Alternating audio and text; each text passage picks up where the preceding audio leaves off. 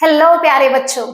तो आज हम बायोलॉजी स्कूल पे आपके लिए माइक्रोब्स इन ह्यूमन वेलफेयर का वन शॉट वीडियो लेके आए हैं, जहां पे हम डिस्कस करने वाले हैं microbes in household products, microbes in industrial products, biogas plant, sewage treatment plant, microbes as bio control agent, microbes as bio fertiliser.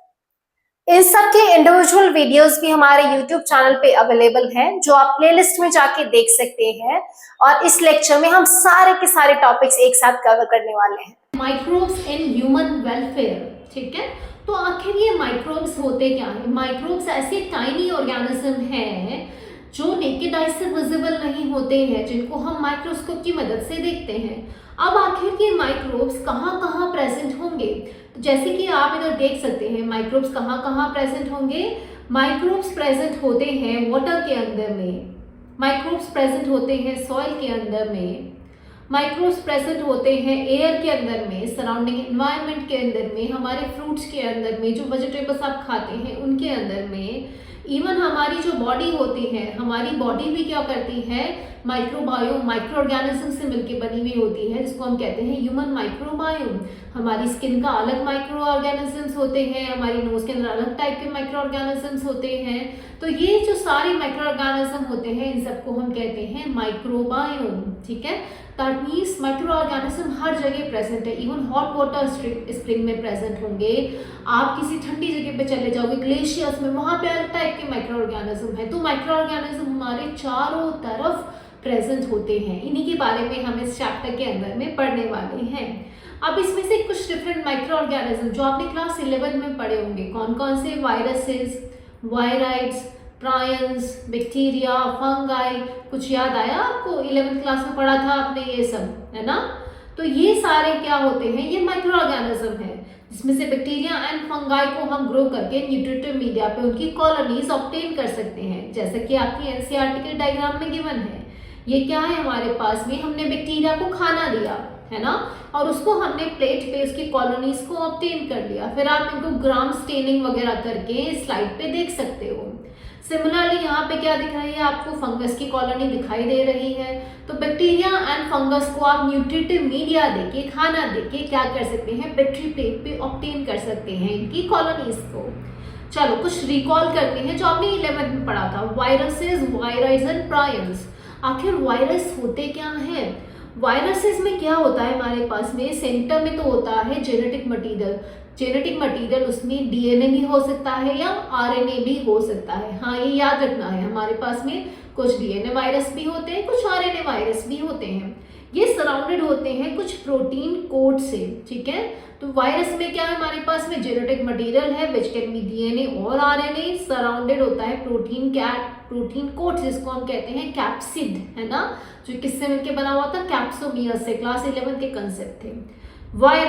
Viroids में क्या होते हैं? सिर्फ सिंगल स्ट्रैंडेड आरएनए प्रेजेंट होता है हमारे पास में। वो सर्कुलर भी हो सकता है या फिर इस तरीके का भी हमारे पास में हो सकता है। तो सिर्फ आरएनए है यहाँ पे, कोई प्रोटीन कोड नहीं है। और प्रायंस होते हैं मिसफोल्डेड प्रोटीन। प्रायंस में क्या है? सिर्फ और सिर्फ प्रोटीन है, वो भी कैसे? मिसफोल्डेड प्रोटीन्स होते हैं। तो ये डिफरेंस है वायरसेस, वायराइड्स एंड प्रायंस के अंदर में। वायरसेस के अंदर में डीएनए या आरएनए के साथ में प्रोटीन कोड भी होता है। वायराइड्स में सिर्फ और सिर्फ आरएनए होता है। एंड प्रायंस के अंदर मतलब मिसफोल्डेड प्रोटीन्स होते हैं प्रायंस, ठीक है ना। अब हमारे पास में आता है, हम माइक्रोब्स को किस किस पार्ट के अंदर में इस चैप्टर में डिवाइड करेंगे। तो माइक्रोब सिर्फ आपके लिए हार्मफुल ही नहीं है, बहुत बेनिफिशियल भी होते हैं। यूजुअली माइक्रोब से आपको क्या याद आएगा? बीमारियां याद आएगी, कोविड याद आ गया, अच्छा हम बीमार हो सकते हैं। नहीं, माइक्रो ऑर्गेनिज्म हमारे लिए बहुत बेनिफिशियल है, बहुत काम के हैं। कहाँ कहाँ ये काम के हैं आखिर? तो हम इसको डिवाइड करेंगे हाउस होल्ड में, घर के अंदर में किस किस चीज़ के अंदर में माइक्रो ऑर्गेनिज्म काम में आते हैं। हाँ बच्चों, घर में माइक्रो ऑर्गेनिज्म काम में आते हैं। अभी हम पढ़ेंगे तब आप खुद देखोगे कि यार मैंने तो कभी ध्यान ही नहीं दिया। इंडस्ट्रीज में काम में आते हैं, दवाइयाँ वगैरह बनाने के काम में आते हैं, सीवेज को ट्रीट करने के काम में आते हैं, बायोगैस को प्रोड्यूस करने के काम में आते हैं, even as a bio control agent, pest वगैरह इन सबको कंट्रोल करने के काम में भी आते हैं। And as bio fertiliser, fertility को भी बढ़ाते हैं। तो देखो ना माइक्रो ऑर्गेनिज्म के कितने यूजेस है, घर में काम आ रहे हैं, इंडस्ट्री में काम आ रहे हैं, सीवेज को ट्रीट करने के काम में आ रहे हैं, एग्रीकल्चर के अंदर में भी काम में आ रहे हैं, है ना। तो वन बाय वन इन सबको हम पढ़ेंगे। सबसे पहले हम पढ़ते हैं माइक्रोब्स इन हाउस होल्ड, घरों में कैसे कैसे काम में आते हैं। तो दही बनाने के काम में आते हैं, तो बचपन से देखते आ रहे हो आपकी दही बनाने के काम में आते हैं। कैसे आते हैं अभी हम पढ़ेंगे। चीज़ जो आप खाते हो पिज़्ज़ा वगैरह पे कितना अच्छा लगता है, उसको भी माइक्रो ऑर्गेनिज्म की मदद से बनाते हैं। टोडी जो साउथ इंडिया के अंदर एक अल्कोहलिक ड्रिंक है, उसमें भी माइक्रो ऑर्गेनिज्म काम में आते हैं। और बाजार के केक पेस्ट्री तो खाए होंगे, है ना, कितने सॉफ्ट लगते हैं। घर पे कभी मम्मी बनाएगी तो वो इतना सॉफ्ट नहीं होता है, बाजार वाला बहुत सॉफ्ट होता है। उसका रीज़न क्या होता है, क्योंकि वहाँ पे भी माइक्रो ऑर्गेनिज्म काम में आते हैं। उनका डो मतलब आटा बनाने के उनके, ठीक है।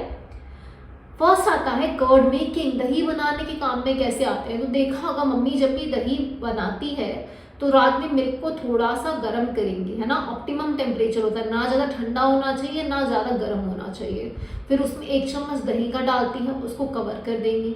तो अभी जो 1 चम्मच आपने दही का ऐड करा है, ये क्या है, इनोक्यूलम है। इनोक्यूलम में क्या होता है, स्टार्टर है, मतलब उसके अंदर बहुत सारे मिलियंस ऑफ बैक्टीरिया हैं, जिसको हमने एज अ स्टार्टर जब दही में ऐड करा तो ये कुछ रिएक्शन करेंगे। रिएक्शन क्या करेंगे, जो मिल्क होता है, मिल्क में एक तो प्रेजेंट होती है शुगर लैक्टोज, और उसके अंदर प्रेजेंट होता है प्रोटीन केसीन, ठीक है।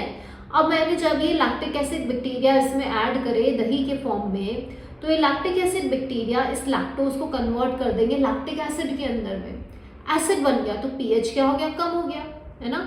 अब पीएच आपके पास में कम हो गया तो उसमें क्या होगा, जो केसीन प्रोटीन था वो कोआगुलेट होने लगा, उसके क्लम्प्स बनने लगे, और वो कोआगुलेशन की वजह से हमारे पास में क्या बन जाता है, दही मिल जाता है आपको, है ना। तो इस तरीके से लैक्टिक एसिड बैक्टीरिया क्या करता है, शुगर को कन्वर्ट करता है लैक्टिक एसिड में। लैक्टिक एसिड की वजह से पीएच कम होता है, केसीन का कोआगुलेशन हो जाएगा और आपको क्या मिल जाता है, दही मिल जाता है। अभी जो दही है ये और ज़्यादा बेनिफिशियल है। ज़्यादा बेनिफिशियल क्यों है ये, क्योंकि ये विटामिन B12 का अमाउंट इंक्रीज कर देता है, ठीक है। तो lactic acid bacteria nutritional quality बढ़ा देगा, B12 का अमाउंट बढ़ा देगा। और क्या होता है, हमारे स्टमक में ये डिजीज कॉजिंग माइक्रो ऑर्गेनिज्म की ग्रोथ को चेक करता है। तो आपका जब पेट ठीक नहीं होता है ना, तो कई बार डॉक्टर कहेगा कि दही ज़्यादा लेना, है ना, या छाछ पियो। वो क्यों बोलता है आपको, क्योंकि वो जो उसके अंदर लैक्टिक एसिड बैक्टीरिया है वो आपके पेट में डिजीज कॉजिंग माइक्रो ऑर्गेनिज्म की ग्रोथ को चेक करके रखते हैं। तो इस तरीके से ये 2 यूजेस और इनके ऊपर क्वेश्चन बार बार आया है आपके CBSE एग्जामिनेशन के अंदर में, तो ये याद रखना है आपको, ठीक है। नेक्स्ट आता है डोसा और इडली। अगर घर पे ध्यान देते हो बच्चों की मम्मी डोसा इडली कैसे बनाती है, तो आपको पता चलेगा कि वो रात में दाल एंड चावल सोक करके रखती है, ठीक है। अगले दिन उस चावल के बैटर को बना देगी, पीस के रख देगी, फिर उसको फॉर्मेंट होने देती है 1 दिन के लिए, एंड देन नेक्स्ट डे वो क्या बनाएंगी, डोसा एंड इडली बनाती हैं। तो डोसा एंड इडली बहुत सॉफ्ट से बनते हैं, फ्लफी से बनते हैं, ठीक है। अब यहाँ पे माइक्रो ऑर्गेनिज्म किधर आ गए, तो ये जो इसके अंदर में दाल हमने ऐड करी, इसके अंदर नेचुरली हमारे माइक्रो ऑर्गेनिज्म प्रेजेंट होते हैं। ये नेचुरली जो माइक्रो ऑर्गेनिज्म प्रेजेंट है ये फर्मेंटेशन का प्रोसेस करते हैं, एंड क्या प्रोड्यूस करेंगे, कार्बन डाइऑक्साइड गैस प्रोड्यूस करते हैं, जो क्या करेगा, डोसा एंड इडली को सॉफ्ट बनाता है, ठीक है। ब्रेड मेकिंग, ठीक है। ब्रेड जो आती है बाजार से, उसको बनाने के लिए काम आता है हमारे पास में यीस्ट, और यीस्ट भी कौन सा होता है, सेक्रोमाइसिस सेरेविसी। सेक्रोमाइसिस सेरेविसी हमारा यीस्ट है, जिसको हम कहते हैं बेकर्स यीस्ट, जो क्या होगा, बेकरी के अंदर में काम आता है। यहाँ पे अगर आप डायग्राम में देखोगे तो ये जो आपका आटा है, ठीक है, इसको आपने गूंथ के रख लिया, आटा लगाया, कुछ देर बाद में देखोगे तो ये फूल गया है काफी, और इसमें छोटे छोटे होल्स भी नजर आ रहे हैं। ये होल्स किसकी वजह से, कार्बन डाइऑक्साइड की वजह से होते हैं, ठीक है। और वो कार्बन डाइऑक्साइड कौन से प्रोसेस में बनेगा, फर्मेंटेशन प्रोसेस में बनेगा, है ना। अब इसके ऊपर पहले मैं आपको एक छोटा सा वीडियो दिखाती हूँ यीस्ट के फर्मेंटेशन का। इस तरीके से आप कुछ यीस्ट के सैशेस लेके आते हैं, इसमें millions of yeast dry dispose की फॉर्म में प्रेजेंट होंगे। जब आप इसको पेट्री प्लेट में शुगर के साथ में डालते हैं एंड वाटर मिक्स करते हैं, तो इस शुगर को खाते हुए जो यीस्ट होते हैं वो क्या करेंगे, कार्बन डाइऑक्साइड यहाँ पे बनाना शुरू कर रहे हैं। देखो यहाँ पे आपको कुछ कुछ बबल्स आपको नजर आ रहे हैं, क्या हो रहे हैं, यीस्ट की ग्रोथ हो रही है, यीस्ट डिवाइड कर रहे हैं कंटिन्यूअसली, है ना। अब अगर मैं क्या करती हूँ, इसमें से कुछ पोर्शन लेती हूँ मेरी एक स्लाइड के ऊपर में, है ना, और उस स्लाइड के ऊपर मैं कल्चर को लेके मैं कवर स्लिप लगा के इसको कवर करती हूँ और मैं इसको माइक्रोस्कोप के नीचे देखती हूँ, तो मुझे नजर आएगा यहाँ पे मिलियंस ऑफ यीस्ट हैं, ये छोटे छोटे, ये क्या कर रहे हैं, कार्बन डाइऑक्साइड गैस प्रोड्यूस कर रहे हैं। ठीक है, ये जो कार्बन डाइऑक्साइड गैस प्रोड्यूस हो रही है, इसकी वजह से ही जो डो होता है, आटा होता है, वो इतना फ्लफी सा होगा एंड हमारी ब्रेड कैसी बनती है, बहुत सॉफ्ट सी बनती है। अब इतना मैं बार बार आपको फर्मेंटेशन बता रही हूँ, क्लास 11th में पढ़ा था, तो चलो रिकॉल करते हैं क्या क्या फर्मेंटेशन क्या है, होता क्या है। जो शुगर है, ग्लूकोज है, वो ग्लाइकोलिसिस की मदद से पाइरूवेट में कन्वर्ट हो जाता है। ठीक है, ग्लाइकोलिसिस प्रोसेस था। अब ये पाइरूवेट अगर ऑक्सीजन प्रेजेंट होगी तो किस में कन्वर्ट हो जाएगा, कार्बन डाइऑक्साइड एंड वाटर के अंदर में कन्वर्ट हो जाता है। ठीक है, पूरी तरीके से क्या हो जाएगा, डिकम्पोज हो जाता है। अगर ये नहीं होगा, ऑक्सीजन एब्सेंट होगी, तो हमारे पास में दो प्रोसेस होते हैं। पहला होता है इथेनॉलिक फर्मेंटेशन, दूसरा होता है lactic acid fermentation. That means oxygen की एब्सेंस में जो ब्रेकडाउन का प्रोसेस होगा उसको हम कह रहे हैं फर्मेंटेशन। उसके एंड रिजल्ट दो चीज हो सकती है, या तो इथेनॉल बनेगा या लैक्टिक एसिड या लेक्टेट बनेगा। यहाँ पे आप देख सकते हो जो ग्लूकोज था वो ब्रेकडाउन हुआ पाइरूविक एसिड के अंदर में by the process known as glycolysis, जो सेल के साइटोप्लाज्म में होगा। अब ये पाइरूविक एसिड या तो लैक्टिक एसिड में कन्वर्ट हो सकता है, जैसे कि हमारी स्केलेटल मसल वगैरह के अंदर में होता है, या फिर ये कन्वर्ट हो सकता है इथेनॉल एंड कार्बन डाइऑक्साइड के अंदर में। तो दो टाइप के फर्मेंटेशन है। तो अभी अपन जो देख रहे थे ब्रेड बनाने के अंदर में, आटा के अंदर में, ये सारा का सारा ये वाला फर्मेंटेशन था, इथेनॉलिक फर्मेंटेशन। इथेनॉल तो इवेपोरेट हो जाएगा एंड कार्बन डाइऑक्साइड जो इवॉल्व हो रही है वो ट्रैप हो जाएगी उस डो के अंदर में एंड क्या करेगी, उसको फ्लफी कर देती है, सॉफ्ट कर देती है। ठीक है, तो ये फर्मेंटेशन आपने 11th क्लास में पढ़ा था, याद रखना है आपको। सेम फर्मेंटेशन का प्रोसेस टोडी बनाने के काम में आता है।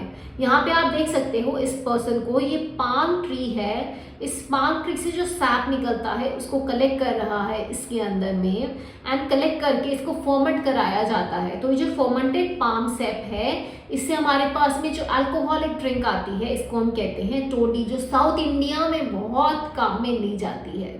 तो यहाँ पे भी आपको फर्मेंटेशन प्रोसेस हो गया, जिसके अंदर में क्या बन रहा है, इथेनॉल बन रहा है शुगर को डाइजेस्ट करके। अब हमारे पास में आता है चीज, है ना। तो चीज तो सबको बहुत अच्छा लगता है, पिज्जा में खाते हो, सैंडविचेस में खाते हो, कभी सोचो चीज बनता कैसे है। तो आज हम देखेंगे कि ये चीज बनाने के लिए भी माइक्रो ऑर्गेनिज्म काम में आ रहे हैं। सबसे पहला स्विस चीज, जो टॉम एंड जेरी की याद दिलाता है, बचपन में जो देखते थे, है ना, इसमें इतने बड़े बड़े होल्स हैं। तो ये बनता है प्रोपियोनी बैक्टीरियम शर्मेनाई की मदद से, जो कि क्या है, एक बैक्टीरिया है ना। प्रोपियोनी बैक्टीरियम नाम में ही आ रहा है बैक्टीरिया। तो बैक्टीरिया की मदद से ये चीज बनाया जाता है। इसके अंदर में जो बड़े बड़े होल्स है, किसकी वजह से है, कार्बन डाइऑक्साइड गैस जो कि रिलीज होती है ड्यूरिंग द फर्मेंटेशन प्रोसेस। ठीक है, तो ये प्रोपियोनी बैक्टीरियम शर्मेनाई काम आता है स्विस चीज बनाने के। रॉकफोर्ट चीज ऐसा दिखता है आपको, है ना। ये बनता है पेनिसिलियम रॉकफोर्टी की मदद से, जो कि है हमारी फंगस। सबका अपना फ्लेवर अलग अलग होगा, अलग अलग टेस्ट है, अलग अलग टेक्सचर है, दिखने में भी डिफरेंट है ये सारे के सारे। तो ये हमारा है रॉकफोर्टी चीज, जो पेनिसिलियम रॉकफोर्टी फंगस की मदद से बनाया जाता है। अब आपका ये वाला छोटा सा टॉपिक कंप्लीट हुआ, माइक्रोब्स इन हाउसहोल्ड प्रोडक्ट्स। अब हम देखते हैं कि सीबीएसई में कौन कौन से प्रीवियस ईयर क्वेश्चन इतने सिंपल टॉपिक में से आए। आपको खुद को लगेगा कि यार इस लेक्चर में से तो सारे सवाल आए हैं। पहला है, milk starts to coagulate when lactic acid bacteria are added to warm milk as starter. जब लैक्टिक एसिड बैक्टीरिया को ऐड करते हैं मिल्क में एज अ स्टार्टर, तो मिल्क कोआगुलेट होने लगता है। Mention any other two benefit, कौन से दूसरे दो बेनिफिट है जो LAB प्रोवाइड करता है? क्या था? विटामिन B12 बढ़ जाता है, ठीक है, एंड दूसरा check the growth of disease causing micro organism. ये दोनों पॉइंट यहाँ पे पूछे हैं आपसे, ठीक है। देखोगे बार बार ये क्वेश्चन रिपीट होता है आपके पास में। 2009 में ये पूछा, 2010 में भी पूछा, आपसे चेंज करके language. How does the addition of a small amount of curd to fresh milk help in formation of curd? किस तरीके से थोड़े अमाउंट में जो कर्ड ऐड किया जाता है वो मिल्क को कन्वर्ट करने के अंदर हेल्प करेगा कर्ड में? तो आप बता दोगे कि जो स्मॉल अमाउंट ऑफ इनोकुलम है इसके अंदर millions of lactic acid bacteria होते हैं जो कि क्या करते हैं, मिल्क प्रोटीन को कोआगुलेट कर देते हैं एंड मिल्क को कन्वर्ट कर देंगे कर्ड में। अब इसकी न्यूट्रिशनल क्वालिटी क्या ऐड हो जाती है? तो न्यूट्रिशनल क्वालिटी एक थी, क्या थी कि विटामिन B12 का अमाउंट इसमें बढ़ जाता है, ठीक है। तो सेम क्वेश्चन है अपने पास में, थोड़ा लैंग्वेज चेंज है हमारे पास में। Third question, mention the importance of lactic acid bacteria to humans. Lactic acid bacteria की ह्यूमस के लिए क्या इंपॉर्टेंस है other than converting milk into curd? तो क्या इंपॉर्टेंस आ गई? वही दोनों पॉइंट। B12 का अमाउंट इंक्रीज हो गया, डिजीज कॉजिंग माइक्रो ऑर्गेनिज्म की ग्रोथ चेक कर दी, तो सेम पॉइंट आ गए। 2012 में आया, 2022 में आया, इन बिटवीन में बहुत सारे सालों के अंदर रिपीट होता रहा ये वाला सवाल, ठीक है। अब हमारे पास में आते हैं कुछ 1 mark questions. Name the genus to which lactic acid bacteria belong. 2023 का सवाल है, कौन से जीनस को लैक्टिक एसिड बैक्टीरिया बिलोंग करता है? तो आंसर क्या आ गया? Lactobacillus. Next question, what is the role of Lactobacillus in milk product? क्या रोल है? लैक्टोज को कन्वर्ट करता है लैक्टिक एसिड के अंदर में, कोआगुलेशन कर देता है मिल्क प्रोटीन का, विटामिन B12 बढ़ा देता है, मिल्क प्रोटीन को डाइजेस्ट कर देता है, कर्ड में कन्वर्ट कर देगा। ये सारे पॉइंट आप लिख सकते हैं। वाई सेक्रोमाइसिस सेरेविसी, जो कि क्या था, यीस्ट था यूज्ड फॉर बेकिंग इंडस्ट्री। क्यों यूज होता है? क्योंकि ये फर्मेंट कर देता है शुगर को, प्रोड्यूस करता है कार्बन डाइऑक्साइड को, making the dough rise and we get soft and fluffy bread. हमें सॉफ्ट एंड फ्लफी ब्रेड मिलती है, इसलिए काम में ले रहे हैं, है ना। इसीलिए तो काम में ले रहे हैं क्योंकि बाजार की ब्रेड बहुत सॉफ्ट एंड फ्लफी से बन जाएगी इस वजह से। Mention 1 use of propionibacterium shermanii. ये क्या था बच्चों? ये बैक्टीरिया था जो स्विस चीज को बनाने के काम में आ रहा था, ठीक है। तो ये आपको मेंशन कर देना है, it is used in the production of Swiss cheese. Next है 2 mark questions. How do microbes help in house hold food processing? Give 2 examples. 2 example पूछे हैं हाउस होल्ड में फूड प्रोसेसिंग के अंदर में माइक्रोब के, ठीक है। 2021 का सवाल है आपका। सबसे पहला आ गया fermentation of dough, Saccharomyces cerevisiae काम आता है डो के फर्मेंटेशन के अंदर में, ब्रेड मेकिंग के अंदर में, डोसाइडली वगैरह के अंदर में भी आ गया। लैक्टोबैसिलस मिल्क को कर्ड में कन्वर्ट करने के काम में आता है। तो ये 2 यूजेस हो गए माइक्रोब्स के हाउस होल्ड फूड प्रोसेसिंग के अंदर में। Now 3 mark questions. Describe the role of microbes in household product with 3 examples. Microbes के 3 एग्जाम्पल बताओ हाउस होल्ड प्रोडक्ट के अंदर में। बता दो, कर्ड मेकिंग वाला बता दो, ब्रेड मेकिंग वाला बता दो, चीज प्रोडक्शन वाला बता दो। कर्ड मेकिंग में बता सकते हैं लैक्टोबैसिलस मिल्क को कर्ड में कन्वर्ट करता है, ब्रेड मेकिंग में सेक्रोमाइसिस डो को फॉर्मेंट करने के काम में आता है, चीज प्रोडक्शन में दोनों का बता दो। प्रोपियोनिबैक्टीरियम शर्मेनाई स्विस चीज बनाने के काम में आता है, पेनिसिलियम रॉकफोर्टी चीज बनाने के काम में आता है ना। तो सेम टाइप के क्वेश्चन है, बार बार रिपीट होते रहते हैं लैंग्वेज चेंज करके। अब आपसे बोल रहा है differentiate between the role of Lactobacillus and Saccharomyces in household product. दोनों के रोल में अंतर बताओ, ठीक है। लैक्टोबैसिलस मिल्क को कर्ड में कन्वर्ट करने के काम में आ रहा था। सेक्रोमाइसिस क्या कर रहा था? शुगर्स जो थी उनको फॉर्मेट करने के काम में आता है डो में, ताकि CO2 प्रोड्यूस हो एंड डो कैसा हो जाए, राइस हो जाए हमारे पास में। तो दोनों के रोल में डिफरेंस तो भाई, एक तो दूध को दही में कन्वर्ट करने के काम में आ रहा है, दूसरा काम में आ रहा है डो के अंदर में शुगर को फॉर्मेट करके CO2 बनाने के अंदर में, ठीक है।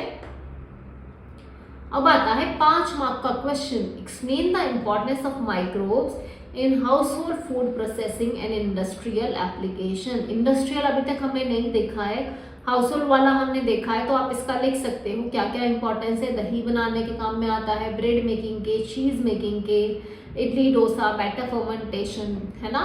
अब इसको भी थोड़ा डिस्क्राइब करना है, क्योंकि 5 नंबर का क्वेश्चन, तो सिर्फ ये पॉइंट्स नहीं लिख के आ जाने, इसको थोड़ा बहुत डिस्क्राइब करना है आपको। इंडस्ट्रीज में अपन आगे पढ़ेंगे, अल्कोहल बनाने के काम में आता है, एंटीबायोटिक्स बनाने के काम में आता है, बायो एक्टिव एजेंट्स वगैरह, ये सब क्या है इंडस्ट्रियल यूजेस के अंदर में आ जाएगा हमारे पास में। तो थोड़ा थोड़ा आपको इसके अंदर में एक्सप्लेन करना पड़ेगा। कर्ड मेकिंग में बता देना, LAB जो होता है एज इनोकुलम ऐड किया जाता है, मिल्क को कर्ड में कन्वर्ट करता है। ब्रेड में लिख दिया सेक्रोमाइसिस सेरेवरिस चीज़ के दोनों टाइप बता देना। तो थोड़ा बहुत पॉइंट्स आपको लिखने पड़ेंगे as it is 5 mark question, 5 नंबर का सवाल है बेटा, है ना, 1-2 नंबर का नहीं है कि बस इतना सा लिख के आ जाएंगे तो चल जाएगा, थोड़ा डिस्क्राइब करना है आपको, ठीक है। तो माइक्रोब्स काम आते हैं फर्मेंटेड बेवरेजेस को बनाने के लिए, एंटीबायोटिक्स को बनाने के लिए, बायोएक्टिव मॉलिक्यूल्स की मैन्युफैक्चरिंग के लिए, in manufacturing of certain chemicals and certain enzymes. हम वन बाय वन इन सारी चीजों को डिस्कस करेंगे कि माइक्रो ऑर्गेनिज्म किस तरीके से ये सारे इंडस्ट्रियल प्रोडक्ट्स को बनाने के काम में आते हैं। तो फर्स्ट हमारे पास में आता है फर्मेंटेड बेवरेजेस। फर्मेंटेड बेवरेजेस में हमारे पास में क्या होता है, जैसे कि हम नाम सुन रहे हैं फर्मेंटर, ठीक है। तो फर्मेंटेशन का प्रोसेस क्या था, हमने पढ़ा था व्हाट वाज फर्मेंटेशन। जब आप ग्लूकोज को पाइरुविक एसिड में कन्वर्ट करते हो, दैट वाज ग्लाइकोलिसिस। अब ये पाइरुविक एसिड अनारोबिक कंडीशन के अंदर में कन्वर्ट हो सकता था, या तो लैक्टिक एसिड के अंदर में या फिर इथेनॉल एंड कार्बन डाइऑक्साइड के अंदर में।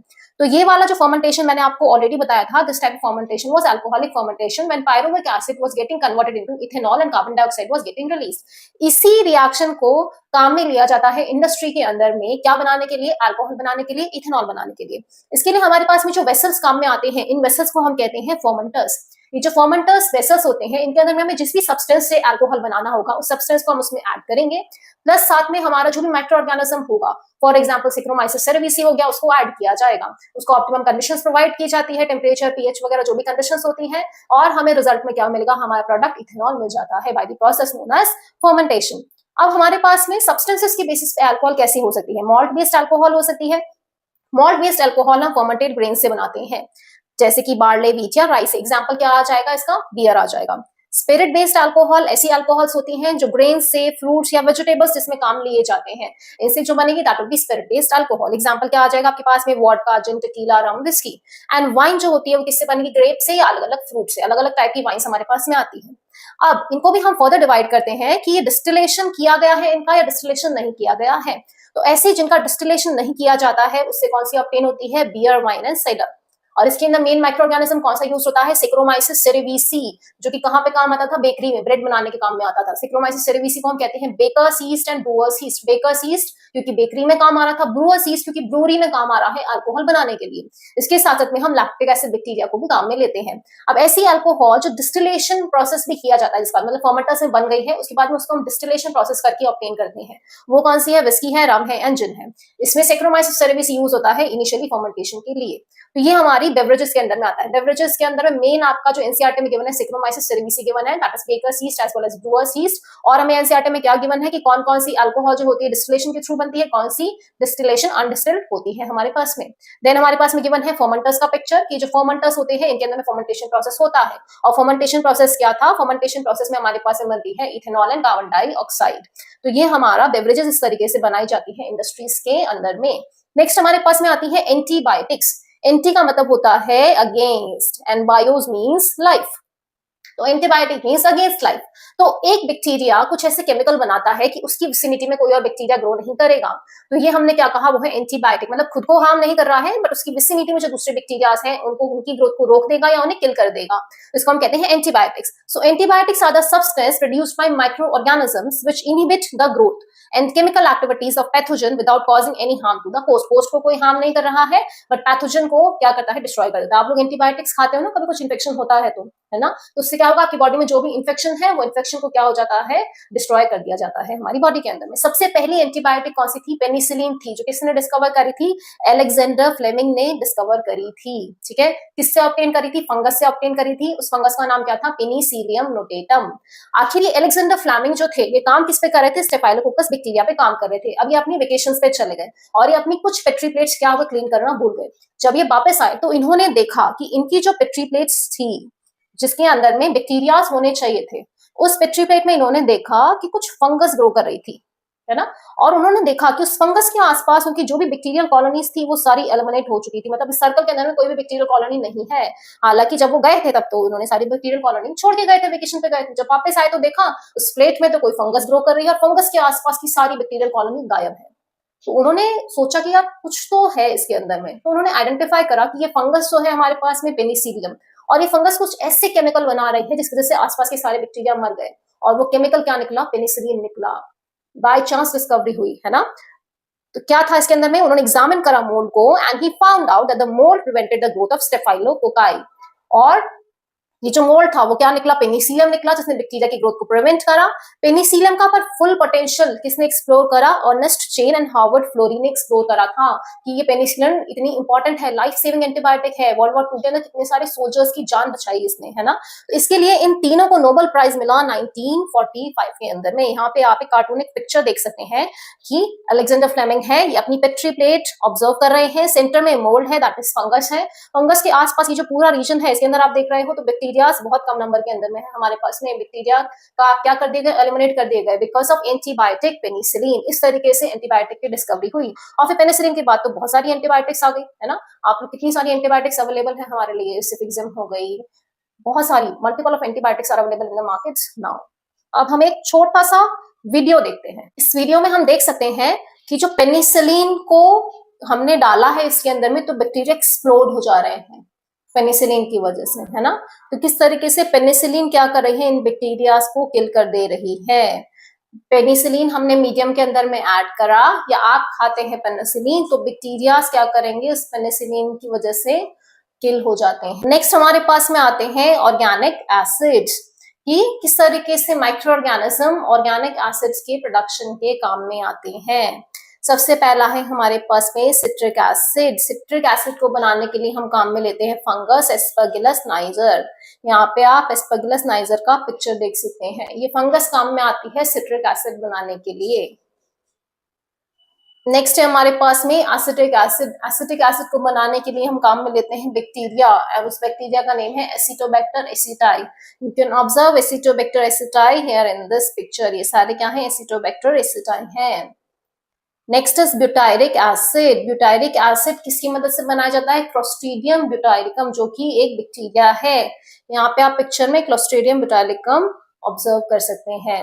एंड लैक्टिक एसिड तो हमें पता है किसकी मदद से बनाया जाता है, लैक्टोबैसिलस। ये लैक्टोबैसिलस आ गया। लैक्टोबैसिलस किसमें हमने पढ़ा था, कर्ड के अंदर में प्रेजेंट होता है। और क्या दो इंपॉर्टेंट यूजेस थे लैक्टोबैसिलस के, एक तो विटामिन B12 का कंटेंट बढ़ाता है, दूसरा डिजीज कॉजिंग माइक्रो ऑर्गेनिज्म की ग्रोथ को चेक करता है। आई होप आप लोग को याद होगा, भूले नहीं होंगे।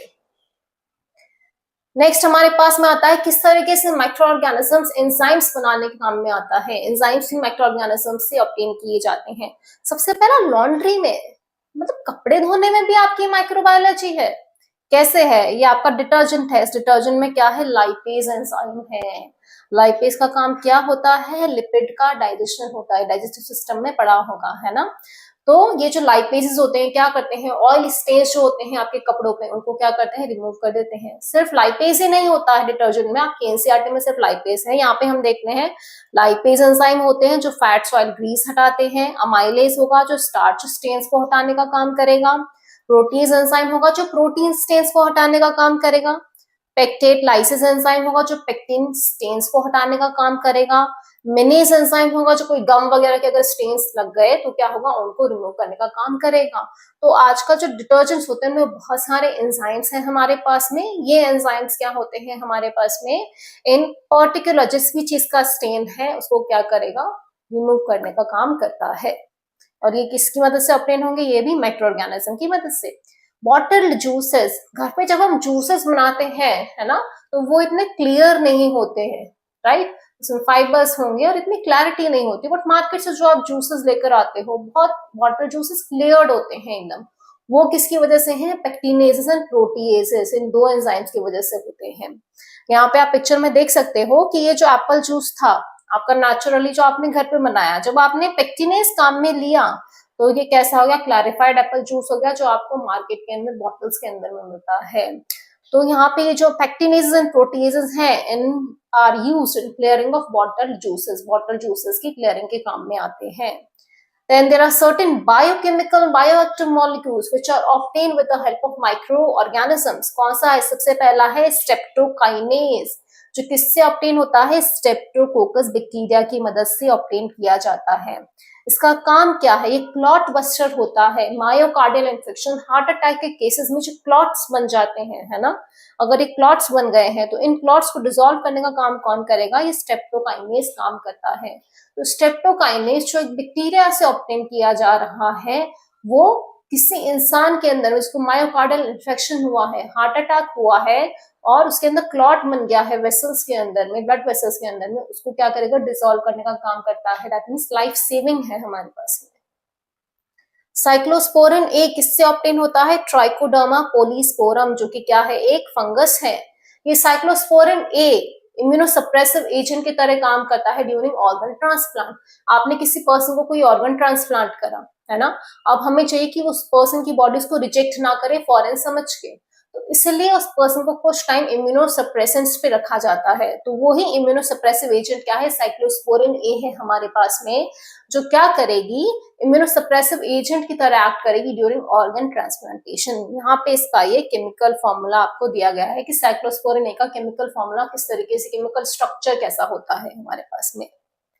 स्टैटिन्स, स्टैटिन्स जो कि यीस्ट मोनास्कस पर्प्यूरियस से ऑब्टेन किए जाते हैं, ये ब्लड कोलेस्ट्रॉल लोअरिंग एजेंट होते हैं। ब्लड में कोलेस्ट्रॉल को क्या करते हैं? लोअर करते हैं। कैसे करेंगे? By inhibiting the enzymes involved in cholesterol synthesis. ऐसे एंजाइम्स को इनहिबिट करके जो कोलेस्ट्रॉल सिंथेसिस में इन्वॉल्व होते हैं। बहुत छोटे छोटे से इसके अंदर में पॉइंट्स हैं, बट बहुत इंपॉर्टेंट है नीट के पॉइंट ऑफ व्यू से भी, as well as CBSE exam के पॉइंट ऑफ व्यू से भी। कोई और कॉम्पिटिटिव एग्जाम में अपेयर होने जाता है तो भी यहाँ से कोई ना कोई क्वेश्चन पक्का आपके एग्जामिनेशन के अंदर में आता है ना। स्टैटिन, साइक्लोस्पोरिन ए, स्ट्रेप्टोकाइनेज याद रखना है। स्ट्रेप्टोकाइनेज ए क्लॉट बस्टर है, साइक्लोस्पोरिन ए इम्यूनोसप्रेसिव एजेंट है and statin blood cholesterol lowering agent है। स्ट्रेप्टोकाइनेज बैक्टीरिया से ऑब्टेन किया जा रहा था जिसका नाम था स्ट्रेप्टोकोकस। साइक्लोस्पोरिन एक फंगस से ऑब्टेन किया जा रहा था जिसका नाम था ट्राइकोडर्मा पोलीस्पोरम। और स्टार्टिंग किससे ऑब्टेन किया जा रहा है? यीस्ट मोनास्कस पर्प्यूरियस से। तो याद रखना है तीनों का, किस किस से ऑब्टेन रहा है? एक बैक्टीरिया से, एक फंगाई से एंड एक यीस्ट से ऑब्टेन किया जा रहा है। फिर हमने क्या पढ़ा था? एंजाइम्स के अंदर में हमने पढ़ा लाइपेजेस प्रेजेंट होते हैं डिटर्जेंट्स के अंदर में जो ऑयल स्टेन्स वगैरह को रिमूव करने के काम में आते हैं। हमने पढ़ा बॉटल जूसेस को क्लियर करने के लिए कौन से एंजाइम काम आते हैं? पेक्टिनेजेस एंड प्रोटीएजेस काम में आते हैं। और हमने पढ़ा था कौन कौन से एसिड्स, कौन कौन से ऑर्गेनिक एसिड्स ऑब्टेन होते हैं माइक्रो ऑर्गेनिज्म से। तो सिट्रिक एसिड ऑब्टेन होता है फंगस, एस्परजिलस नाइगर से।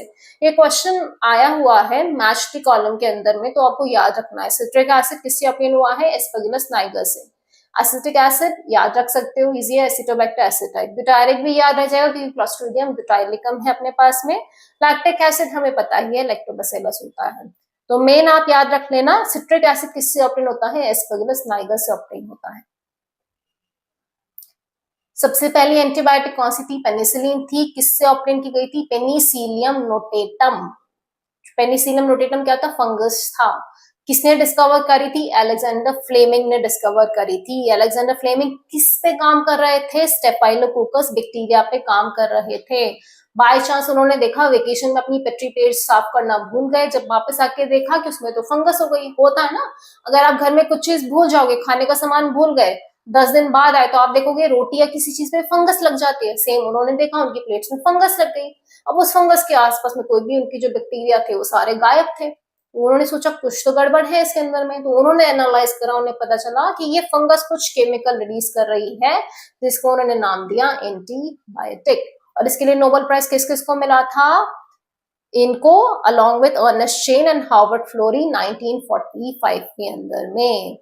और फिर हमने क्या पढ़ा था? हमने बेवरेजेस पढ़े थे। फर्मेंटेशन प्रोसेस होता है, बड़े बड़े फर्मेंटर्स होते हैं, बड़े बड़े वेसल्स होते हैं जिसमें आप अपना सबस्ट्रेट एंड जो भी माइक्रो ऑर्गेनिज्म वगैरह है ऐड कर देंगे। ऑप्टिमम कंडीशंस प्रोवाइड की जाती हैं। इन टर्न हमें क्या मिल जाएगा? इथेनॉल। अब उसको हम विदाउट डिस्टिलेशन भी काम में ले सकते हैं, डिस्टिलेशन के बाद भी काम में ले सकते हैं। विदाउट डिस्टिलेशन कौन कौन सी होती है हमारे पास में? बियर एंड वाइन होती है। आफ्टर डिस्टिलेशन आ जाएगी विस्की, रम एंड जिन। कौन सा माइक्रो ऑर्गेनिज्म काम में आएगा? Saccharomyces cerevisiae. सेक्रोमाइसिस सेरेविसी को हम कहते हैं baker's yeast as well as brewers yeast, brewers yeast, ठीक है। इसको baker's yeast and brewer's yeast दोनों कहते हैं, बेकरी में भी काम में आती है, ब्रूरी में भी काम में आती है। तो ये सारे यूजेस हैं माइक्रोब्स के इंडस्ट्रियल प्रोडक्ट्स में। अब अपन कुछ नीट के पीवाईक्यूज देखते हैं, आप खुद देखो कि इसमें से इतने सारे सवाल आए हैं। चलो, सबसे पहला question, Which organism is used for the production of citric acid in industry? मैंने अभी बोला था सिट्रिक एसिड याद रखना है, तो कौन सा ऑर्गेनिज्म है? एस्पेगुलस नाइगर, जो कि एक फंगस है। The antibiotic penicillium is obtained from, ये था नीट 2018 में। पेनिसिलियम किससे ऑब्टेन किया गया? पेनिसिलियम नोटेटम, जिसका दूसरा नाम अब क्या हो गया? Penicillium क्राइसोजिनम। Which bacteria is responsible for the formation of curd from milk? ठीक है, कौन सा था? लैक्टिक एसिड बैक्टीरिया, नीट 2019, इतना easy question. Cyclosporin A an immunosuppressive drug is produced by, cyclosporin A कौन प्रोड्यूस कर रहा था? कौन सा फंगस था हमारे पास में? ट्राइकोडर्मा पोलिस्पोरम, नीट 2020, मतलब हर साल एक सवाल आता है इसमें से। स्टैटिन्स 2021 में आया, used as blood cholesterol lowering agents are produced by, statin कौन प्रोड्यूस कर रहा था? मोनेस्कस परप्यूरियस, जो कि एक यीस्ट था। Then 2022 में स्विस चीज पे सवाल पूछ लिया, the holes in Swiss cheese are formed due to release of gas by, gas कौन सी थी? कार्बन डाइऑक्साइड थी, और रिलीज कौन कर रहा था? प्रोपियोनिबैक्टीरियम शर्मनाई।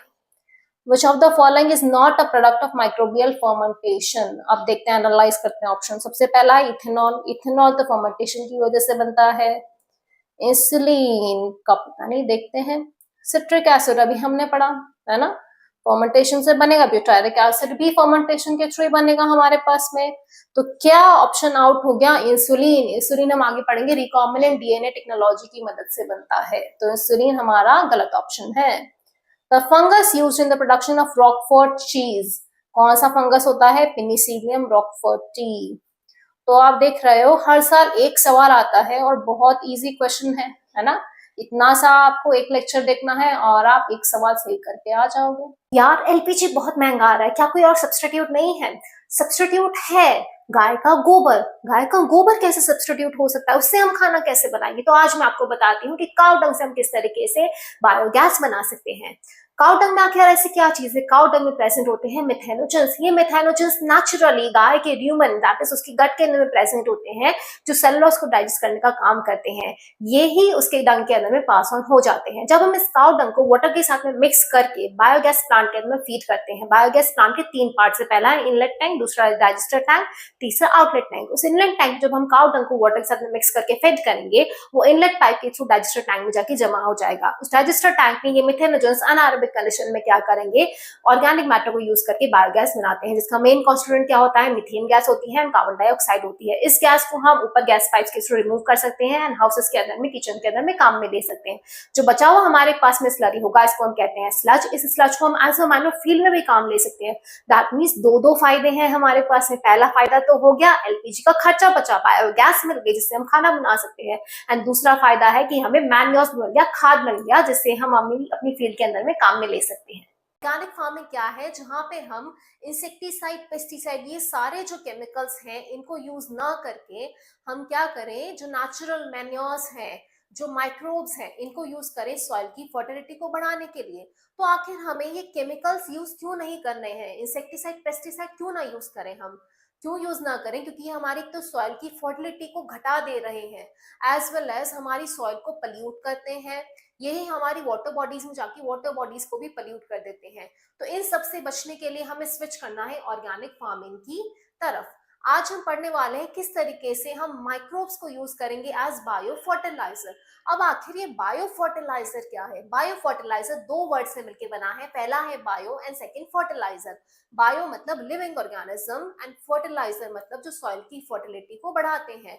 दैट मीन्स ऐसे लिविंग ऑर्गेनिजम्स, माइक्रोब्स, जो हमारी सॉइल की फर्टिलिटी को बढ़ाएंगे और हमारी सॉइल पल्यूट भी नहीं हो रही है। तो ये होते हैं बायो फर्टिलाइजर। तो हम बायो फर्टिलाइजर में सबसे पहले देखेंगे बैक्टीरिया। क्या आप बैक्टीरिया को काम में ले सकते हो आपकी सॉइल की फर्टिलिटी को बढ़ाने के लिए? जी हाँ। तो सबसे पहले बैक्टीरिया में हमारे पास में आता है राइजोबियम। राइजोबियम कुछ याद आया आपको कि आपने जूनियर क्लास में पढ़ा था? कहाँ प्रेजेंट था ये? Root nodules of leguminous plants, जो आपकी दालें वगैरह होती है, इनके अंदर में कुछ नोड्यूल्स होते हैं इन प्लांट के अंदर में, जैसा आप पिक्चर में देख सकते हैं। कुछ बॉल लाइक स्ट्रक्चर प्रेजेंट है इनकी रूट्स के अंदर में। जब इस बॉल लाइक स्ट्रक्चर को हमने डायसेक्ट करके माइक्रोस्कोप के नीचे देखा तो आपको कुछ इस तरीके से ये राइजोबियम उसके अंदर में नजर आते हैं। ये राइजोबियम आखिर वहां कर क्या रहे हैं? ये नाइट्रोजन को फिक्स करते हैं। नाइट्रोजन कहाँ प्रेजेंट है? एयर के अंदर में प्रेजेंट है। अब प्लांट को वो कैसे मिलेगी? तो प्लांट को वो मिलेगी इन बैक्टीरिया की मदद से। ये बैक्टीरिया क्या करेंगे? उस नाइट्रोजन को फिक्स कर देंगे एंड प्लांट्स को वो नाइट्रोजन अवेलेबल करा देते हैं। तो पहला तो हो गया सिम्बायोटिक बैक्टीरिया राइजोबियम, जो नाइट्रोजन फिक्सेशन का काम करेगा।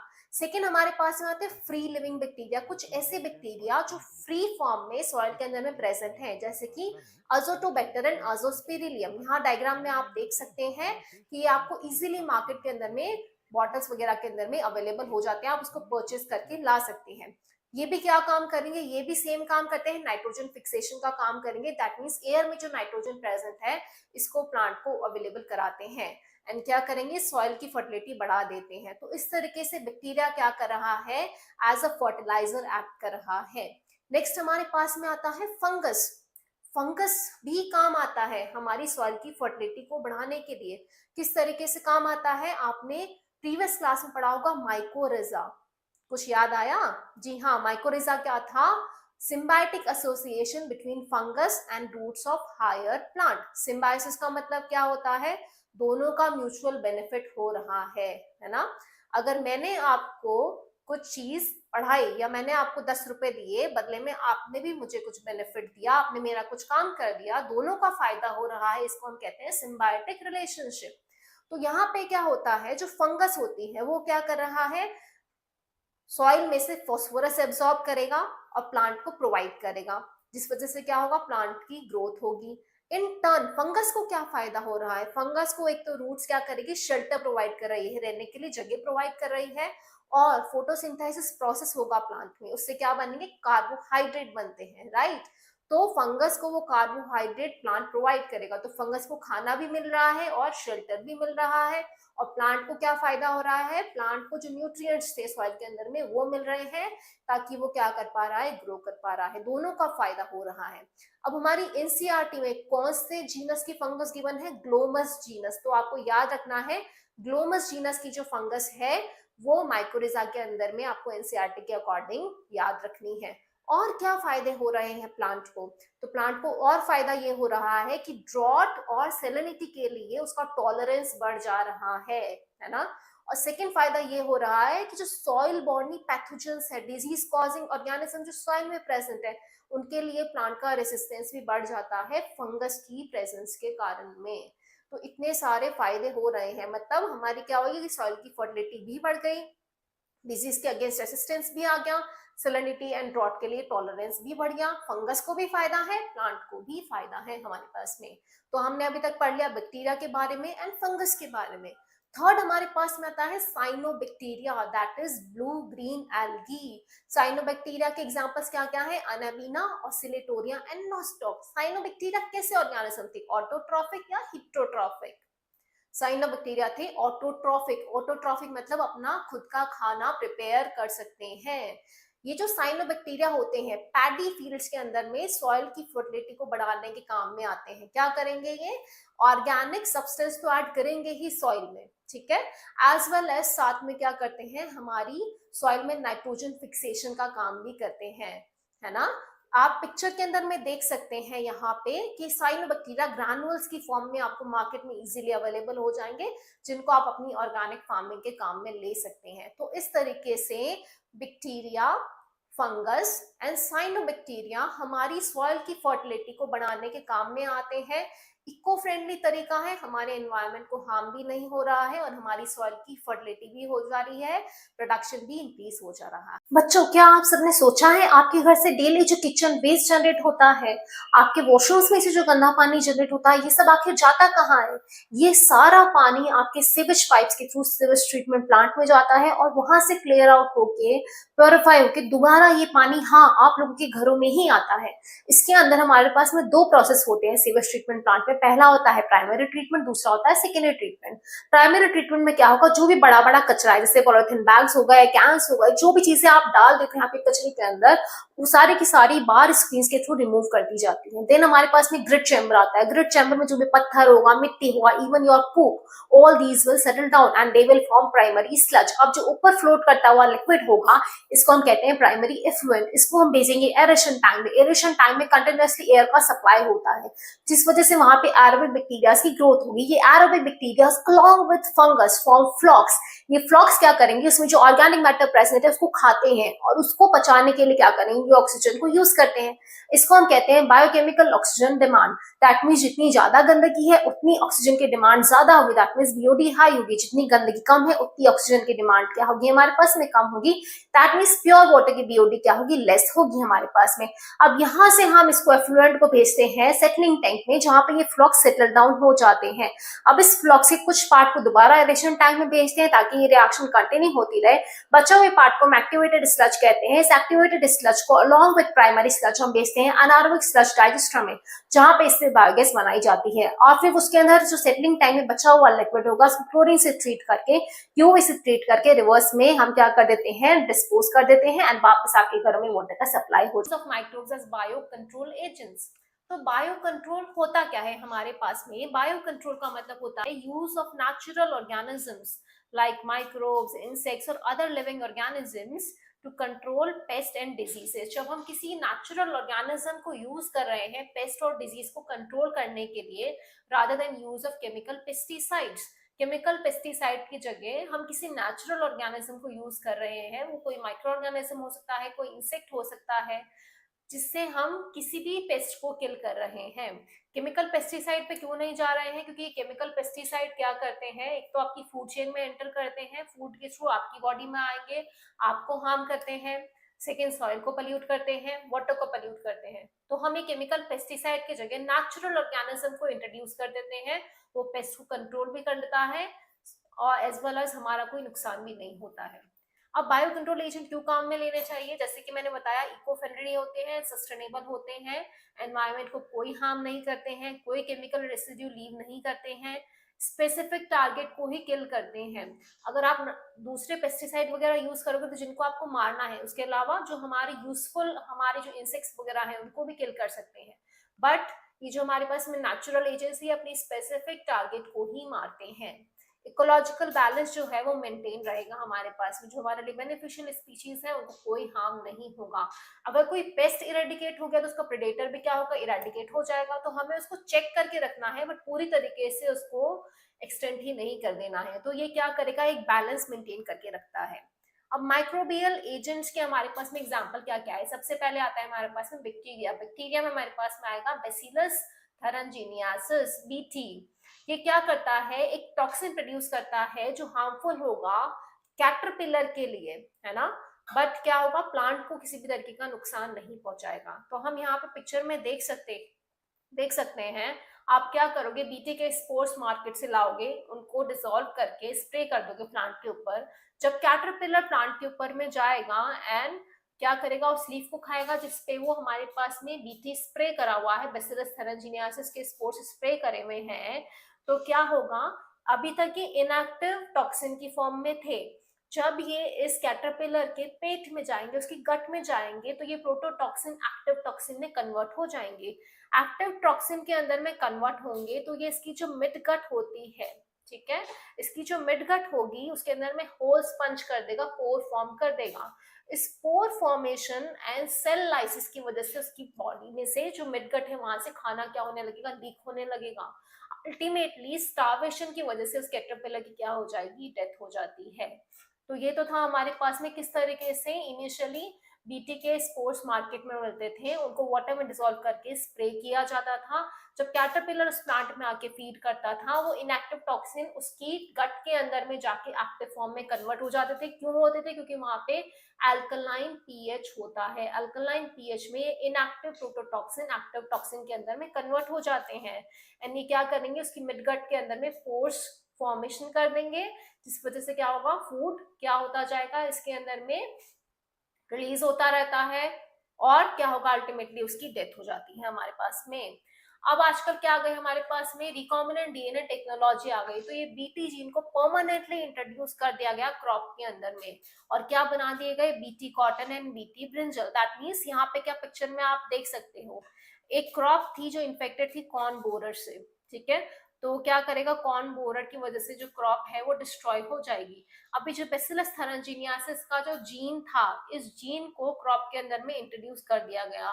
तो जब भी ये जो कॉर्न बोरर है आके जैसे ही इस प्लांट को खाने की कोशिश करेगा, क्या होगा, उसकी डेथ हो जाएगी, क्योंकि इसके अंदर में क्या है हमारे पास में इनएक्टिव प्रोटोटॉक्सिन है, जो उसकी अल्कलाइन पीएच वाली गट के अंदर में जाके एक्टिव हो जाते हैं और उसकी डेथ कॉज कर देते हैं।